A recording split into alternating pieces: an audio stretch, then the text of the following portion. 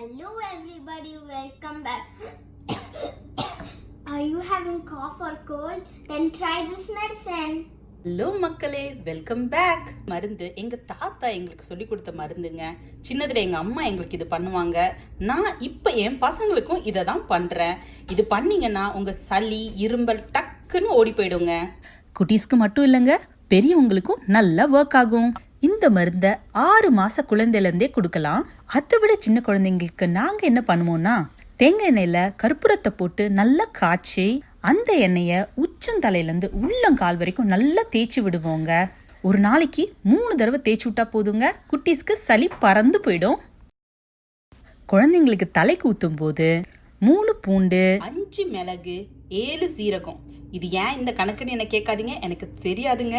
ஆனால் இதை போட்டு தண்ணி கொதிக்க வச்சு அந்த தண்ணி வத்தின உடனே அதில் சர்க்கரையோ பனங்கற்கண்டோ போட்டு கொடுத்தீங்கன்னா குழந்தைங்களுக்கு ரொம்ப ரொம்ப நல்லது.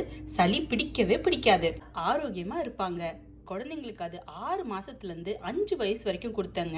அளவுக்கு குழந்தைங்களுக்கு கோல்டு டேப்லெட்டு, காஃப் சிரப்புன்னு கொடுக்காதீங்க. வீட்டு கை வைத்தியமே செய்யுங்க. அது ஒர்க் ஆகலை அப்படின்னா நெக்ஸ்ட் லெவலுக்கு ட்ரை பண்ணுங்க. ஆனால் என் குழந்தைங்களுக்கு நான் இது வரைக்கும் இந்த மெடிசன் தாங்க கொடுக்குறேன், நல்லா ஒர்க் ஆகுது.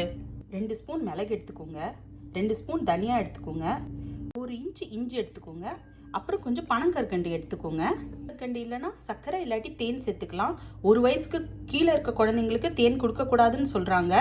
இது எங்கள் அம்மாவோட கையெழுத்துங்க, அதனால நான் டப்பா மாற்றாமல் அப்படியே அவங்க ஞாபகமாக வச்சுருக்கேன். பிரசவத்துக்கு வந்தப்போ இந்த டப்பாவில் பேர் எழுதுனாங்க. அதுக்கப்புறம் எப்போ நான் வாங்கினாலும் இதிலே போட்டு வச்சுப்பேன். ஃபஸ்ட்டு நம்ம மிளகையும் தனியாவையும் வறுத்துக்கணும். இது ரெண்டுத்தையும் வறுத்ததுக்கப்புறம் மிக்சியில் நம்ம பொடி பண்ணிவிட்டு அதுக்கப்புறம் இந்த பொடியோட இஞ்சியும் போட்டு நல்லா கொதிக்க வைக்கணுங்க. நல்லா கொதிச்சதுக்கப்புறம் அதை வடிகட்டி அதில் பனங்கற்கண்டு போட்டு குட்டீஸ்க்கு கொடுக்கணும். அவ்வளோதான். உங்களுக்கு பண்ணுறீங்க அப்படின்னா குவான்டிட்டியை கொஞ்சம் அதிகப்படுத்திக்கோங்க. ஏன்னா குட்டீஸ் காரம் அவ்வளோவா குடிக்க மாட்டாங்கல்ல, அதனால தான். ரொம்ப அதிகமாக இருந்ததுன்னா இஞ்சி இன்னும் கொஞ்சம் கூட அளவு எடுத்துக்கோங்க. இது ஒரு நாளைக்கு 3 தடவை வரைக்கும் குடிக்கலாம். ஆஃபீஸில் இருக்கீங்க, ஒரு மீட்டிங்கில் இருக்கீங்க, இரும்பல் டக்கு டக்கு டக்குன்னு வந்துக்கிட்டே இருக்குது அப்படின்னா நீங்கள் ஒரு 2 மிளகு எடுத்து டொப்புன்னு வாயில் போட்டு நல்லா கடிச்சு முழுங்கி பாருங்களேன், இரும்பல் சட்டுன்னு நின்றுடும். தடவை இது ட்ரை பண்ணியிருக்கேங்க. உங்கள் குரல் சூப்பராக இருக்கும். நீங்கள் மீட்டிங்கில் போய் பக்காவாக 1 ஹவருக்கு பேசலாம். இந்த கஷாயத்தை நிறைய பேர் வெயிட் லாஸ்க்காகவும் குடிப்பாங்க. வெயிட் லாஸ்க்காக குடிக்கிறவங்க வெறும் மிளகும் தனியாகவும் தான் சேர்த்துப்பாங்க, இஞ்சி சேர்த்துக்க மாட்டாங்க. அவ்வளோ ஒரு பாத்திரத்தை வச்சுக்கோங்க. அதில் ஃபஸ்ட்டு நம்ம மிளகு போட்டுடலாம். இப்போ பாருங்க, உங்களுக்கு மிளகு வெடிக்கிறது நல்லா தெரியும். டொப்பு டொப்புன்னு வெடிக்கும்.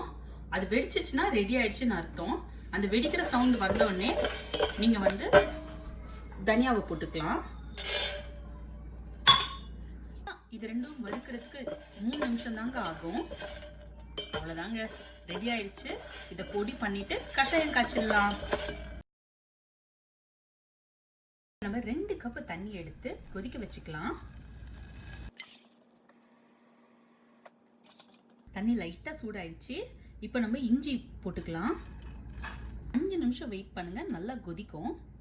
நீங்கள் தேங்காய் எண்ணெயில் கற்பூரம், கற்பூரவள்ளி, மிளகு இதெல்லாம் போட்டு காய்ச்சி வடிகட்டி வச்சுக்கிட்டிங்கன்னா எப்பப்பெல்லாம் குட்டீஸ்க்கு சளி பிடிக்குதோ அப்பெல்லாம் தேய்ச்சி விடலாம். அதே மாதிரி ஒரு மாதிரி நெஞ்சு சளி இருக்கும் பார்த்தீங்களா, அப்போ இதை செஞ்சு அவங்கள நல்லா ஸ்மெல் பண்ண விட்டிங்கன்னா அப்போவே உடனே அவங்களுக்கு வந்து நல்ல ரிலீஃப் கிடைக்கும். குழந்தைங்க நல்லா தூங்குவாங்க. நல்லா கொதிக்குது. இப்போ நம்ம பவுடர் பண்ண தூளை இதில் போட்டுடலாம்.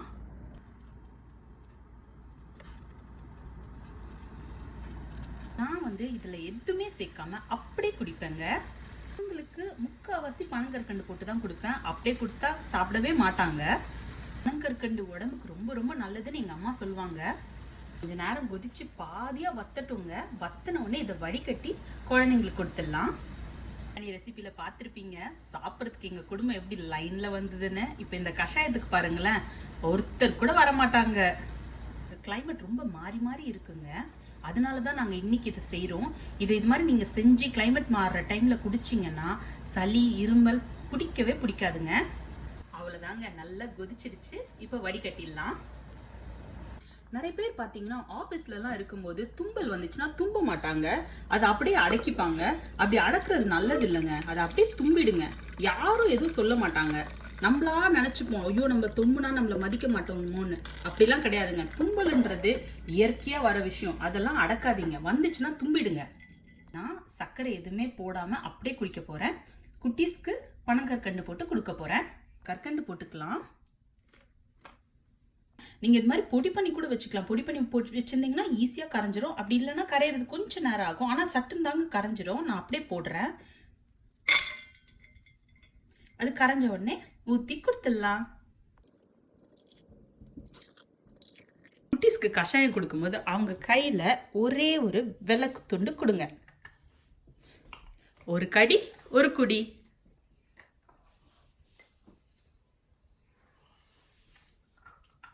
மருந்தை விட கடிக்கிற வெல்லம் தான் அதிகமாக இருக்கு.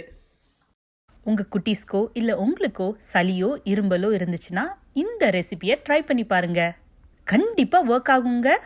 இந்த மாதிரி யூஸ்ஃபுல்லான வீடியோஸ் பார்க்குறதுக்காக நம்ம சேனலை சப்ஸ்கிரைப் பண்ணி வச்சுக்கோங்க. மறக்காம அந்த பெல் பட்டனையும் கிளிக் பண்ணிடுங்க. தேங்க்ஸ் ஃபார் வாட்சிங்.